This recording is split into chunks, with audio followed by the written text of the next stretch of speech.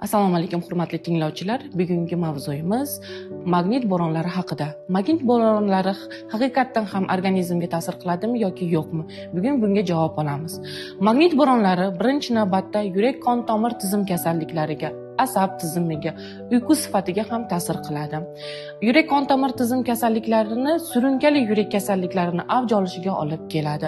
Qon bosimini oshishiga va yurak o'ynashlarini ham olib kelishi mumkin.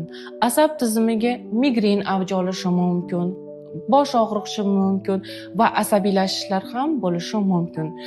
Uyqu sifatiga qanday ta'sir qiladi? Melatonin gormoni sifatini kamaytirishini oqibatida odamlarda uyqusizlik rivojlanishi mumkin. Magnit bo'ronlari vaqtida nima qilish lozim? Magnit bo'ronlari haqida ma'lumot olib turish kerak, sog'lom turmush tarziga rioya qilish kerak, 8 soatlik uyqu bo'lishi lozim.